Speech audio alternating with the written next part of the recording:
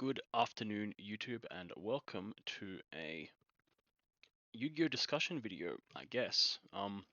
So in this video, I'm going to go over 9 Rage of the Abyss deck lists that I have played at, locals and events since that set came out. And I guess a little bit of preamble, who am I? What is this? What's going on? My name's Ryan. This channel is JONGCAST. I'm an Australian Yu-Gi-Oh duelist, and I'm just really, enjoy Yu-Gi-Oh! Very addicted, passionate about the game. I have 6 YCS tops, but that's not really that important. But unfortunately, we have to do a little bit of appeal to authority and, results-based analysis and all that. But, primarily now in my older age, I'm more obsessed or concerned with the strategy of the game and combos and deck building, and that's what I'm really, really, really into. So I just play a lot. I use a lot of my free time to play locals, and this is, I guess, going to be a compilation or just a way to put my thoughts down into the, public, just how I feel about the game and many things going on in Yu-Gi-Oh right now. So the first deck list we see in front of us right now. So this is probably, or no, not probably. This was a day 0 like Fire King Snake Eye Azamina. Played a few days before the set was even, tournament legal in quotation marks, because you usually find like, tournaments where stores where people will, let you use the cards early for whatever purpose, which is cool. I'm glad that happened. And so this was my very first take on, Fire King Snake Eye Azamina, because while I enjoy creating cool strategies and doing cool things, it's very important, I think, as a player, holistically, you have to really, sort of understand, what's at the forefront of the meta, and then work your way backwards. You just need a full understanding. It's that simple. Like, you need to understand something to know how to beat it. And that's why I try and play everything. I don't really try to narrow my focus entirely. I try to have it, an even spread across all different kinds of decks and deck types. I don't let the, because I'm a big fan of rogue decks and deck building, but I don't let that hold me back from, playing the best decks. But it is often very difficult, like playing them from the very start. You have not many bases to go off, and just jumping straight into it. It's always a fun learning experience, and that to me is like part of the novelty of Yu-Gi-Oh as well. Is like I really crave like struggling in a tournament. I crave like learning as I go. I I crave like not knowing things, because it's that's to me a very fun novel experience, regardless of winning or losing. Okay, so funny story. I bought a case of Rage of the Abyss, and unfortunately, I only pulled one of this guy, Molchami Fualos, which was sad, unfortunate. Um, yeah, so I'd have stuck with playing with, that's a lot of money down the drain for a single copy of that card. But, at least I got, 3 Dominus Impulse, and, but not even, like, I only got 2 Fire King Organics as well. So I definitely think you should play 3 Organics, because, you really want to justify playing the other Grunics, because, the issue with Fire King is and always will be that you have to play these bricks, but then you have to also ask yourself the question in the first place: why are you playing Fire King? And you're playing Fire King for the layered interaction. And I primarily play Fire King because of Avada, and Avada and Kirin, because I think those cards are really interesting in the the forces, the layered, how to play around things that they offer you. Especially Kirin. Kirin is so cool, and you know this tournament was a good example of that mindset you need to have when you play Fire King. You need to play with the mindset of, you're setting up your interactions. You've got Kirin in your hand, Grunix in your graveyard, Princess in your graveyard, and then the way it can sequence sometimes is like, Amblo turns into IP, that turns into SP, and then suddenly your Princess pops another one of your, Firelink monsters, and then anyway, it can go very interesting. Like, you can have these very unassuming end boards, but they're actually like 6-7 layer interruption deep. That's why you play it, because you're trying to reduce the amount of silver bullets per se that your opponents will have against you, and it makes it very difficult for them to overcome your board. And that became even better, of course, with the Azamina cards and Deception. Um, I think these cards are very, very, very good, but obviously going second, they can be a bit costly.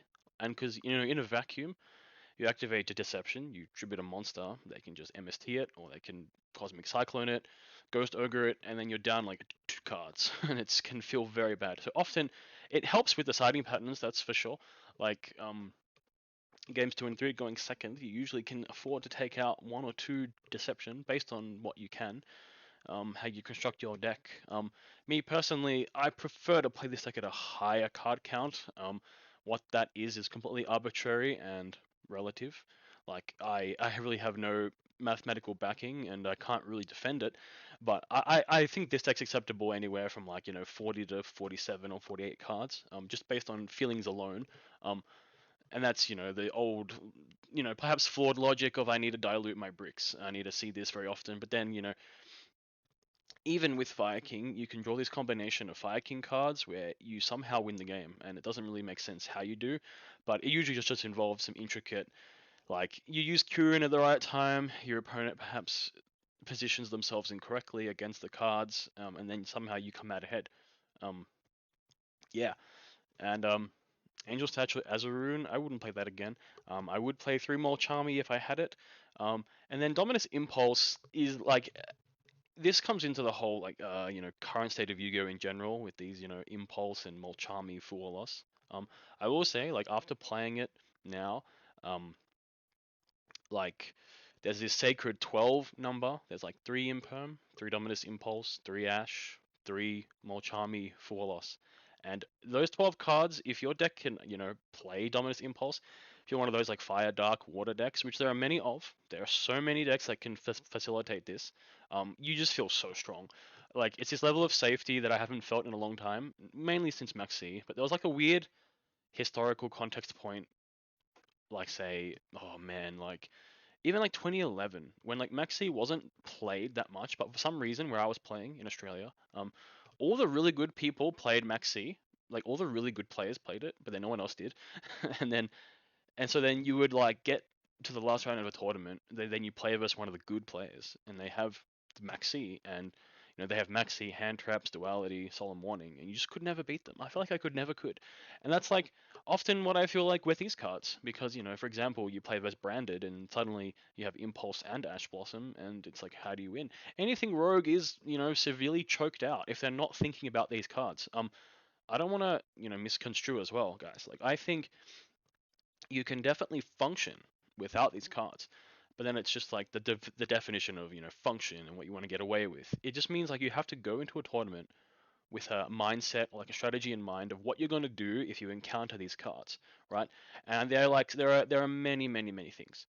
Like I have so much to say about Molchami for loss, and I'll keep adding it on to this video as I go because I don't want to get stuck on one deck list for too long. But I'm making this content not for speed or anything. Maybe speed me up, 1.5 speed. YouTube life hack, everyone. But I'm making this just comprehensive thoughts and just speak from the mind, whatever occurs. Yeah, look, Impulse, crazy card. Severely high power level, often much stronger than more Charmy for loss. And then Droll is really underrated as well. I think you can play Droll with more Charmy for loss and Dominus Impulse. You really just have to know how and when, and yeah, exactly. You just got to know how and when. But then in particular, like there's like a few sequences that have occurred where like you say get a few draws off your more Charmy, then you're like, okay, I got to draw to this guy now, and then like they neg themselves further to try and play, and then you hit them with a Dominus Impulse, and it's brutal. It's brutality. Um, very very very powerful, strong cards.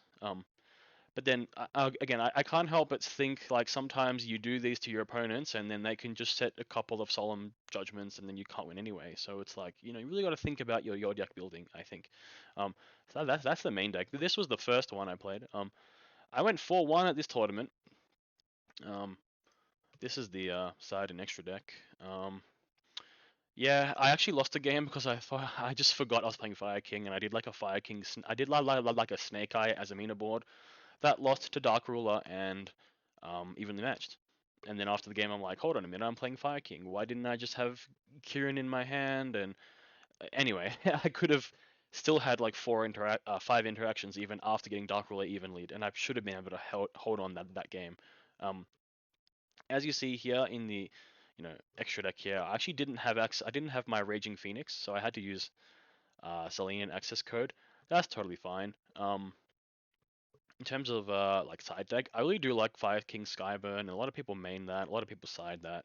Um, then games 2 and 3 when you put in more Charmy Perulia as well. I think that this is where we get into this like obnoxious territory where these cards are very bad for the game. Like if there's six of them, like I think just having three was enough, but now that there's six of them, it can get really dicey. Like you can draw some painful combinations of these cards. In many cases, Perulia is better than Forlos. Crazy, I know, but and then the whole dynamic of when to Perulia, when to Forlos, do it in the main phase to always upstart off it. You get talented. Do it preemptively, and then suddenly your opponent doesn't do anything, and then you're like neg two'd, and then they have their own hand traps, and you're like, why I couldn't win anyway? Why did I shotgun my cards? And analyzing your hand, is my hand good enough? Do I need to make sure that I draw cards? Do I need to make sure that the trade goes through? Is drawing more important? Exactly. But me personally, I like comboing off, so I want to have cross out. I want to use cross out to try and stop those cards. And then yeah, if naturally if your deck can make use of the more charmies going first, which this deck can with the Sinful Spells cards, in which yeah, it's not really that much of a downside, but you will win games because you have these cards, and you will lose games because you draw too many, or you draw them out of sequence, or it's the wrong one. You need one when you would have rather the other. Like I've Perulia'd my opponents, and they've done a Fiendsmith combo. They make a Caesar, and I get soloed by the Caesar. It's just funny. Like, there's so much doom and negative thought about Yu-Gi-Oh sometimes, and then when you actually participate and you play, and for someone like me who plays a lot, like, look, I mean, Rage of the Abyss has been out for like, maybe a couple of weeks now, and I've played like 9 tournaments with the cards, and then from the time of this video, I'm gonna play like 4 more very soon on the weekend. Like, in practice, there's just so much variation of what can occur in the game, and there's just no need to be overly doom about it. As long as you can properly analyze how and why you win and you lose, that's all that really matters to me, especially. Win or lose, not really. It's the method, it's the the logic. Did your deck work? Really short. All these decisions come into it, and then don't get me wrong. It is a bit of an immunity when you play like I'm trying to cook up something. I'm playing like a cool deck, a cool combo deck, and then you lose, and then it's like, oh, I lose because my deck is weaker, which is true. It is true, and you made a conscious decision to make it weaker, but then it's like you really need to make sure: is there anything I could have done to like level it up? Still you have got to think like that, because again, there's like an MBT thing where he says like at any given time there's like 30 decks that can win a YCS. I think that is true, and I also think that it's like further. I think there's like so many because infinite permutations of cards and combos and engines. Um, and then you never know when you're gonna find that like skeleton or that deck structure that's actually genuinely good. And I personally think I found a lot of them. And then very underplayed, very underexplored. But anyway, tangent over. That was the first deck. Yeah, so could have won that tournament if I remember I was playing Fire King. Could have won that tournament. Okay, so this was like a follow up I did. So this tournament I won. It was a winner box. I didn't really change too much from the main and the side. Mainly, get the Raging Phoenix back and the Zelantis back and bump it up to 47, just because I could play. I could actually proxy some 4 losses. So I actually proxied one of them because I pulled a 4 loss out of one of my prize packs of the previous tournament. So that's an even funnier argument where people often very doom and gloom about just play tournaments, just like participate in your local community, and you'll often be surprised by what you can get gifted or for free or just open with luck. Um, but yeah, this deck is so cool. From someone who plays highly volatile combo decks like often, It's very refreshing playing a deck like this, where you just make a lot of choices, and then you just brute strength or make enough right choices in a row to outskill your opponent. I think mid range Fire King Snake Eye is a very refreshing deck that most people should know how to play because it's very rewarding. And then you will lose if you don't know all the hidden interactions as well. So 10 out of 10 deck, like great. Again, this was like first weekend, 4 days before the set was even legal. So in terms of like optimal ratios or deck construction, I don't know. It's all just feeling based at the end of the day. Just seeing what the general structure is there and getting the general feeling of the cards. Which in summary, you know, I like Witch, I like Deception, but they are costly, and these are the cards you can often trim off and side down first, depending on how you feel in the following games. And again, like having the Sacred 12 in your deck, the 3 3 3 3, you can side deck pretty easily, and bumping up the numbers as well, you can side deck even easier. Um, all right, so moving on. Um, so yeah, let me know if you guys prefer like an image or like a neuron deck list, or let me know. Let me know. Give me as much feedback as you want of this, podcast style content. Hopefully, I'll get a better microphone soon. But so this was like another follow up, where I played. Man, this was like what's this one? Yeah, it's like Snake Eye, Kashtira, Azamina, with Magician Souls. Because like my idea was like I really value Witch a lot more now. So you can like Celine back the Witch if you haven't, you open up Snake Eye, then you can Magician Souls and dump the Witch, and then you can get the Deception like that, get the Omni Negate like that. I found this deck is just so simple, so effective. I guess tried and true combo, but it's an obvious combo. Where you just summon Fenrir, uh, search a unicorn, tribute it with Deception. Your board's empty. Summon the unicorn. Birth summon back to the Fenrir. Um, go into cards like Draco Sack. I probably should play Saryuja in this deck. But again, very hard to always make that call when you just. I make a lot of my decks like shortly before tournaments. I have like a general idea what I want to do, and then often in the tournament you find out what you need to play. But yeah, super effective, just individually high powerful cards. You have the ability to just play through hand traps a lot better with the Kashtira cards, and like Magician Souls is I like Souls in two OSS. It's a very strange again feelings based ratio. Always a big fan of Souls in Snake Eye decks, and it kind of fell out of favor.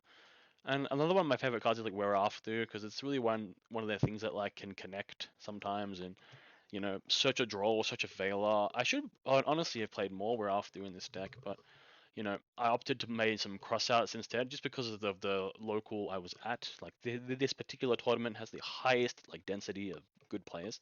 Um, like there's no free wins here. Um, no free wins at all. Um, how many cards is this deck? Because the first row is 10, but then I kind of the other rows are kind of a bit bumped off. So it's a pretty high deck count. You could probably like shave off some Magician Souls. The hand trap logic is not really much logic. Again, I don't really think I should care about Nibiru when I have the Azamina cards. Like you just have such a good ability to play through Nibiru. Like, do you really need it for crossout? I don't think I do. And then like Veiler and Droll is like you can't play Impulse with Kashtira. So that's the trade-off. You have like Kashtira, Veiler, Droll, Ogre, Nib instead of playing Impulse. And hilariously, I think Impulse is better in terms of holistically in terms of the game. And like the counterplay to Impulse, there's not much counterplay to it. And the thing that it covers can just be brutal. Um, but no, that's a bit facetious to say because Kashtira cards are just standalone so powerful, and you win so many games for free due to that. So if you're looking for a very strong, simple meta deck, doesn't really require too much like nuanced thought. Yeah, this is probably a good choice as well. Um, I personally don't like this as much as the Fire King deck because I found like the end boards just weren't layered enough, and like I also found that my like deck, my field would get clogged a lot. And then you have to sequence things in weird ways, but then that just becomes you can fix that by actually play testing a deck and testing the sequences before a tournament. In terms of the side deck here, this is a very OCG thing where like they side like strikes and they side solemns, and I'm a big fan of it, honestly. Again, it's so many times where people just shotgun like more chummies at you, and you just set trap cards, and you're totally fine. Um, so budget players out there, rogue deck out players out there, just consider playing some trap cards again. Um, in terms of the board breakers, I just did an all-rounder approach. I drew them when I needed them. Um, Sinful Spoils, Betrayal, Silvera is a little bit better as well. When you play the Magician Souls to like Celine back the Abelstar more frequently, it becomes a lot better option.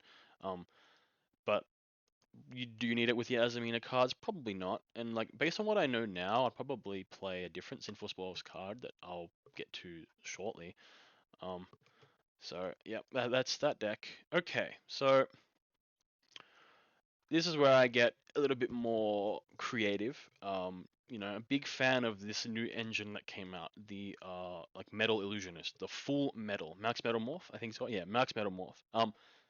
These cards are so simple, but the key thing that you have to realize is the Metal Illusionist. So when you summon it, you set the Max Metal Morph.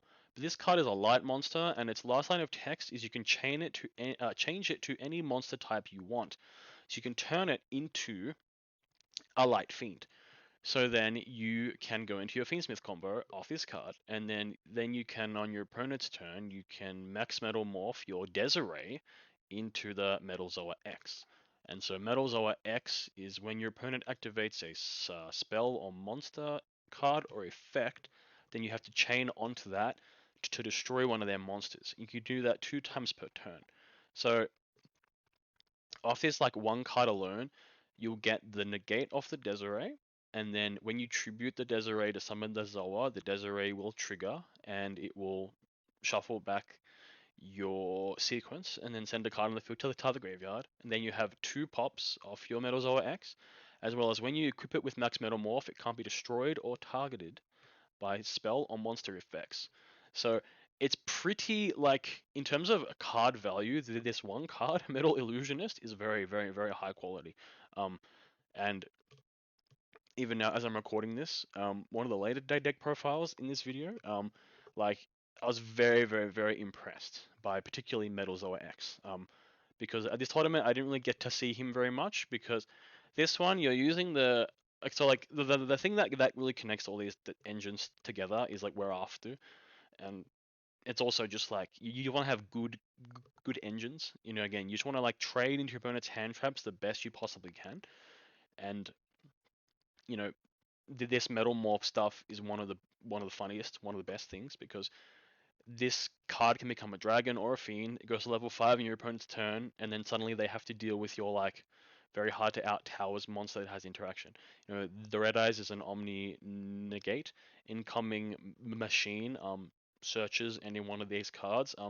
Zoa the Fiendish Beast is interesting. I don't think it's needed, but it's a good option to have to search off the incoming machine anyway. Should this deck be 60? I don't know. But again, you could shave down ratios. This is just like I want to have a large spread of cards so I can get the maximum amount of testing possible. Um, Another important thing about the Metal Illusionist is that it is a spellcaster. So again, we have some good Selene synergy as well. Um, Magician Souls, all that stuff. And then the main thing going for here is you tribute your Flamberge Dragon to go into your Red Eyes Darkness Metal Dragon. So you know, layered interactions don't get blown out by a single card. Princess Engrave, Azure Rune, statue in the back. Uh, Desiree. You can either max metamorph your Desiree if you need to send a card in the field, or if you need another negate, you max metamorph your Flamberge Dragon. Wow, this deck is cool. I think it's strong too. Um, the more I play it, or more that I use these Metal Illusionist cards, the more I'm like, I might take this to a regional actually. Um, so and then again, if you're looking for underexplored engines or cool stuff, yeah, I recommend having a look at these Metamorph cards because they're very good in Dragon Link. Like that's the obvious thing, but just remember, Metal Illusionist can turn into a Fiend, so it's a one card Fiendsmith combo more or less on its own. Um, I guess one thing I didn't play here, I didn't play like Necro Equip, or I didn't play Wave King Caesar, just because I wanted the full like Link options, but you could easily cut like access code, you could easily cut Phoenix to fit like Necroquip and fit Caesar if you want to. Up to you. Again, do you need cross out? Do you need Nibiru? I don't think you need. I think if you play Caesar, you probably wouldn't need the Nibiru. It's better to just like force that Caesar quickly. I guess the main issue like ending on Caesar is you can't max Metamorph the Caesar because it needs to have a level. So you'd rather always end on Desiree. And then, the layers, just based on my subjective experience as well, like having the layered Azarune for the Desiree to be able to negate things like Dark Ruler, of course, is just often. I think it's just often better than making Caesar. Like Caesar can solo decks on its own, but then sometimes Caesar is your worst enemy, and they like talent it, and they just Dark Ruler it, and it's really sad. Yeah, highly recommend. Very, very, very strong deck, and I'm going to continue to work on these Metamorph cards as the time goes on. Super duper underexplored. All right.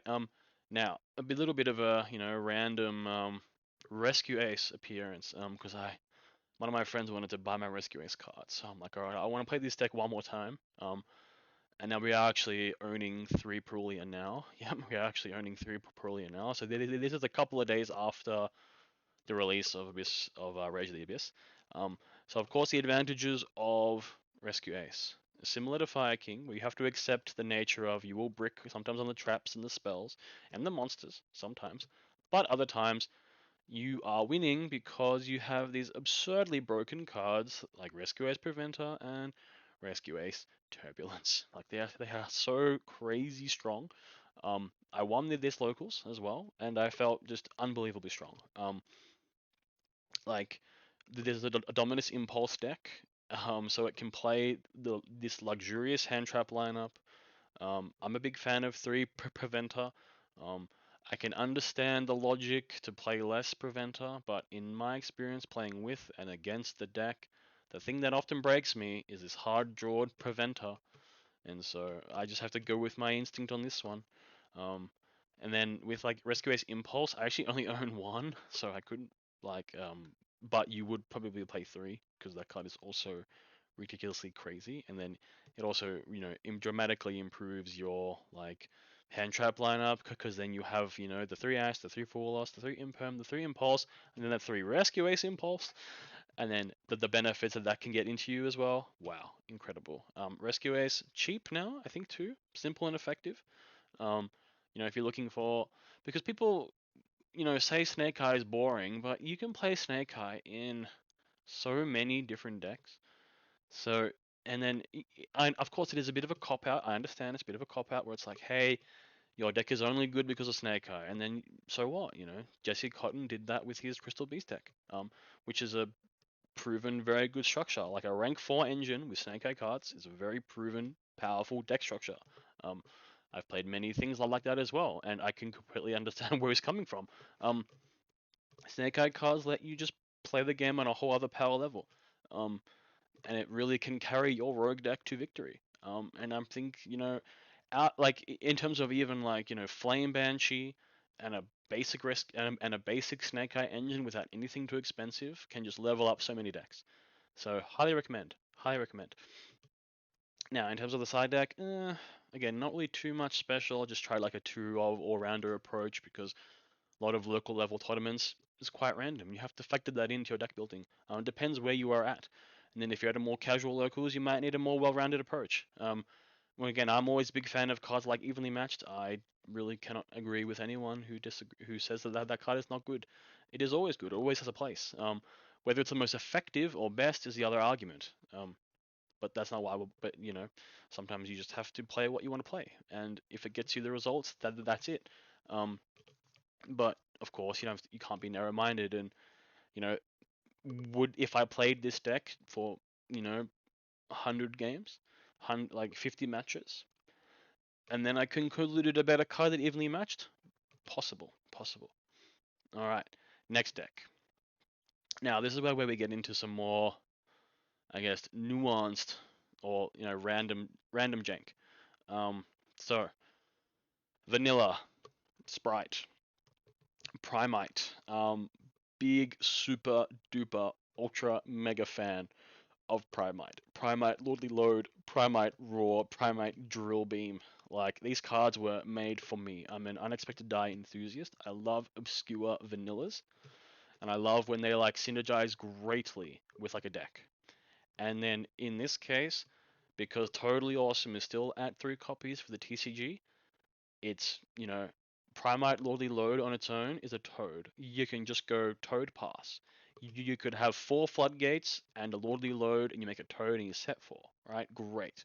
Super high return, cost efficient card. Okay.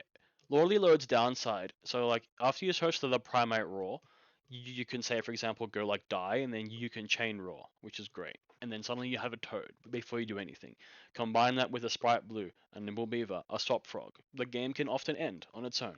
The end boards that you've set up, the advantage and the layers, it's too much.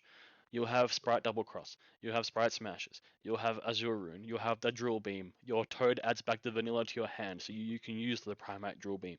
Um, if you full combo, you Gigantic Sprite. If you resolve Gigantic Sprite, then you can use Lordly Load second effect, which will summon you another vanilla out of your deck. But you get locked out of special summon monsters effect the rest of the turn, but that's fine because they can't nib you from that point, and if they would have any other hand traps, they would have probably already used them. So that line allows you to get random extra level 2 Aqua Monster, right? To make more Toads with. Double Toad in this deck is very likely. 3 Angler because I like it, and I even played a Barricade Board Blocker in case I draw the Angler, and I want to discard it, because usually I was playing Sprite with a lot of like droplets. I love droplets, I love Angler, I love Swap Frog.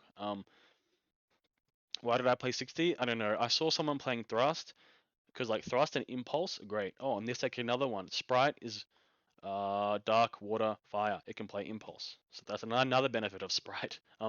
Sprite criminally underplayed. It like disappeared, but it got better over time. And people have this weird disrespect on Sprite and have the wrong idea about it entirely. I'm a huge fan of Sprite Fiendsmith as well. Like, crazy cool deck. Very, very, very strong. Um, should this deck be 60? Probably not. But again, I want to distribute my vanillas far. 3 Desires, 3 Thrust. It was okay. Probably shouldn't really play Desires, but it didn't really backfire too bad. The 4 Nimbles, because I just really like the maximum amount of return on Angler. And then other than that, yeah, like, Molchami Perulia has synergy with Swap Frog, you can discard it. Cross out deck, should it be there? I just put it in there because it's, I could, that's what the deck building allows you to do. Benefit of 60 card decks is you can have a really wide, like, smooth side out, in and out spread. Spiritual Water Art Owie, D Barrier, with your Thrust. Just Thrust into Impulse is good enough. Like, this deck's going first win rate's incredibly high. And I only really lost this game, lost this local to Pearly because, well, my hands were too weak, which is the benefit, which is, the obvious negative of these kind of decks is sometimes your hands will just be weak. They just won't contain the blue or the jet or the starter or the Swap Frog or the beaver. You can still miss like half your deck, and unfortunately, even those hands that just have like a level 2 extender and a level 2 can make a very nice end board, but often versus in particular like board breaker Pearly, you just can't win. That deck's pretty brutal now, especially with more Charmies, but I don't know, maybe more D barrier would have been necessary for that. So moving on to the next variation of this, same idea. So Fiendsmith Sprite. So remove the Dominus impulses and the desires, and then put in Gamma and Fiendsmith. And yeah, my boy White Dust On. If you don't know about White Dust On, you sure will soon, because because you can just die or roar into a light fiend to do your Fiendsmith combo, and it's pretty nice. Like, I won this locals. It's a very competitive locals. Defeat YCS champion, for example, with this deck. It's so funny. Because it works. The layered interruptions are too much. I remember I drew a hand of 5 spells, and I only had Primate Roar and Die, but then just being able to extend into a level 1 Light Fiend to do your Fiendsmith combo, because Fiendsmith Sprite, you know you go into sequence, and then you make Desiree, then you can like summon something else, then you link them off into Sprint, and then you full combo from there. It's magnificent. Yeah, rate this deck very, very, very highly. Highly recommend to pick up the Primate cards. They will only get better in time. They saw some experimentation in the OCG with Rightseal as well. They were making Evil Swarm Ophion with this card. That's right, Lordly Load on its own makes Ophion. Um, I like the ace cards in Shark as well. Shark, you know, Rainbow Fish, Seven Colored Fish, Great White, Space Mambo. Very, very, very cool cards. I guess the only issue with like Primate Roar in this deck is like Primate Roar in the graveyard. When your opponent normal summons, you banish it. You target one of your vanillas you control, or in your graveyard, and then you banish a monster on the field that has less attack than that vanilla. And the problem is Slime Toad only has 700, so that effect doesn't really come up much in this deck, unfortunately. But other decks where you play like the stronger vanillas, it definitely comes up. And if you were really desperate, you could like, roar into a Psyframe driver. That can sometimes happen if you're really determined on getting that effect. It can happen. It can happen. Um, yeah. Wow, crazy deck. I'm trying to think if there's anything particularly more interesting about it. Other than it's just such a laughable, like it's so funny. Like using vanillas like this to actually like do like real things is very, very, very refreshing and cool. And it's one of the main reasons why I play Yu-Gi-Oh. Now this deck I played. This was a very sad tournament because I forgot to put this card in my deck, and I would have won a round if I had it in my deck. So I had to fix my deck after round one when I realized I made that deck building mistake, which is, rule number one. It's all fun and good to like build decks on the spot and try to do, try to cook different piles and do stuff, but sometimes it's beneficial just to like, actually have a little bit more planning going on in your day first. So what's going on here? So this is like Sinful Spoil Sprite with a Vision Resonator. So I guess the main logic I had with this deck is I wanted to like Deception, or I wanted to Deception, Tribute Angler, or Witch Pit Discard Angler, or after you use Freezing Chains, you can use it for Witch. You can go Vision Resonator, search Gaia for another Vision Resonator. And then the Azaminas are level 6 Darks. So you can special summon the Vision Resonator, and then you can go into what was it? Arms of Genox Return 0 with the Axel. And then this card is absurd, especially in Sprite. I guess the main problem is you don't play light monsters, so this card's a little bit better with light monsters when you can actually like use it to prevent your opponent from Nibiruing you. But I still think it's fine. It's just such a good end board piece. Because sometimes if you open Angler, you can like sprint for Vision Resonator, Crimson Gaia, and then you can special summon it later on, which is totally fine. Because often you make the Mu Resalago. I'm not sure how to pronounce that card's name. And then you want to link it off, or you want to get it off your board. So that's where cards like Vision Resonator really help you with that. You actually make use of it, and then use the Hollowed Azamina to return to your hand, etc. This deck, I'm playing this like trap card. It's like the Sinful Spores of Slumber Morian.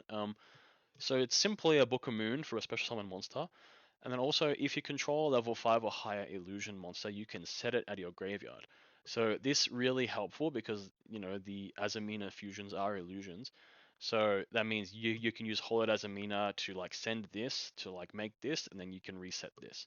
So it just means like your Deception one card combo is always two interactions, which I think is really cool and very underexplored. And the more I played this engine, the better it felt. Again, I built this deck in a way that I could play Dominus Impulse. So again, I have that Sacred 12 lineup again, the 3-3-3-3. This deck felt again so good.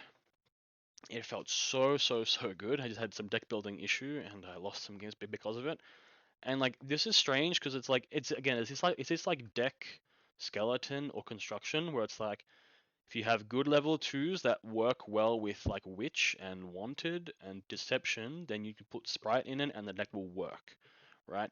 And I think there are lots of variations of this. Much like there's a lot of variations with like the vanilla Sprite, there's a lot of variations with stuff like this that will work at a very high level. Because again, this was at the super competitive locals, and I played this because it was the super competitive locals. And the advantage, and like Sprite is in this weird spot where like you can get full Arost, but then you've like already opened your blue, and then suddenly you like normal Beaver summon, or maybe not even Beaver, but you can get into these spots where you just like don't do a whole lot with your Sprite cards, and you're totally fine. Because Perulia usually hurts Sprite a lot more than it hurts full loss, but that's pretty subjective. It can always hurt you. Um, it's like should I be playing Gamma? Probably not. No. Like Gamma's weird because Gamma can just punish the players who always preemptive the Molchamis, which is a good thing.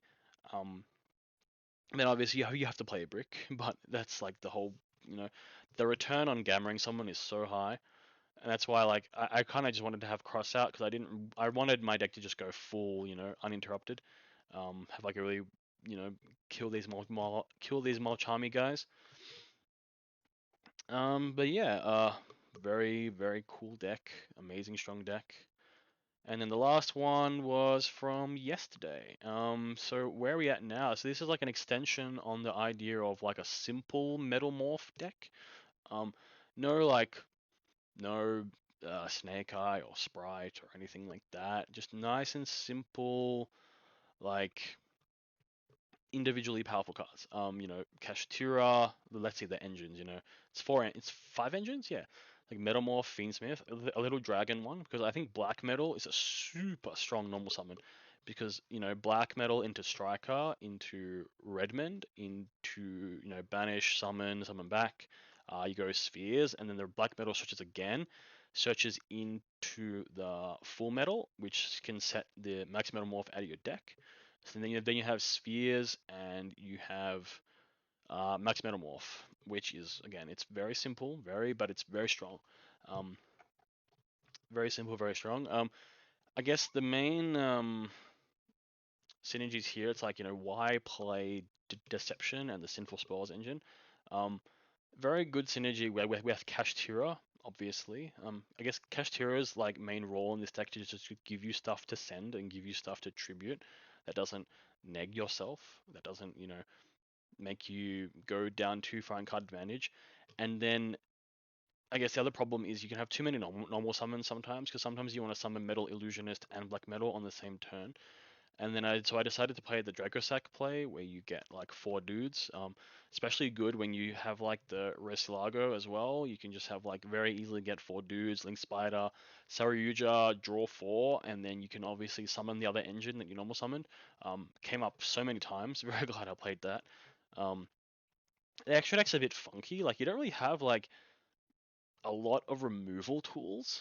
Like which is always a bit risky. I always don't like not having like an access code or, Phoenix Atlantis, for example, but it worked out just fine. Like your removal tools are kinda in your main deck with, Engraver, Fenra, um, what else? Dracossack can be SP.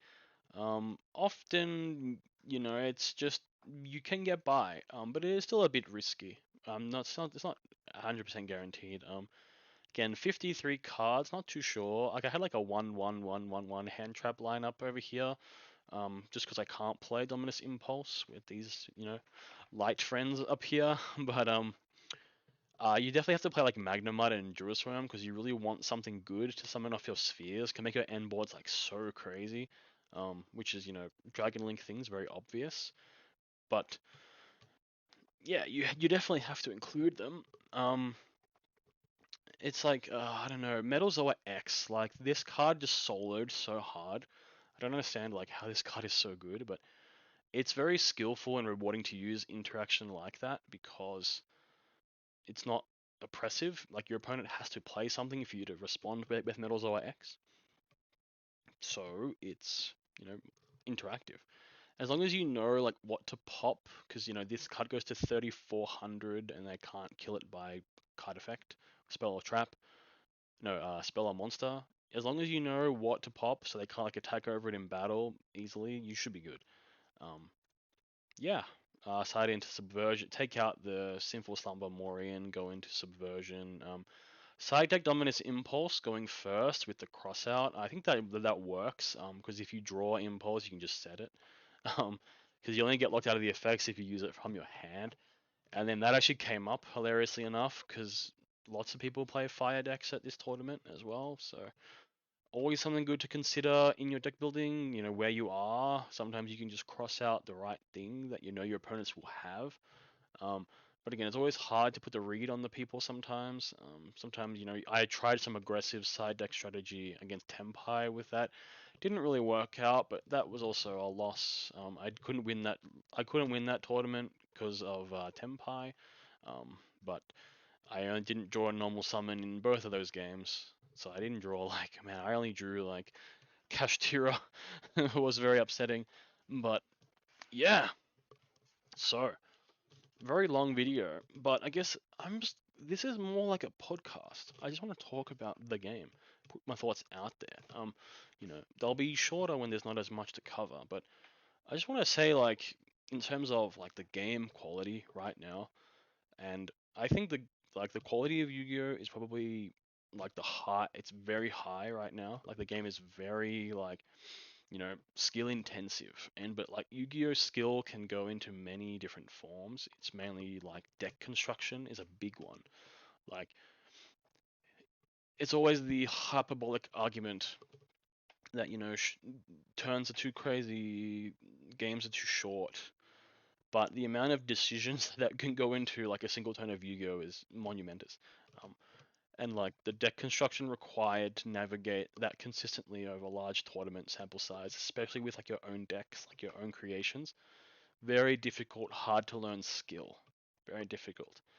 And at the moment, I'm a Maxi hater. I don't like Maxi, but the Molchamis are in this weird place where I'm happy with them at the moment, just because it's refreshing, because we've had it like sort of so good and so bad for so long. Because I hate cards like Nib more than the Molchamis, because Nibiru's is like over, like there's just this looming force over every deck where it's like you have to have a thought for it.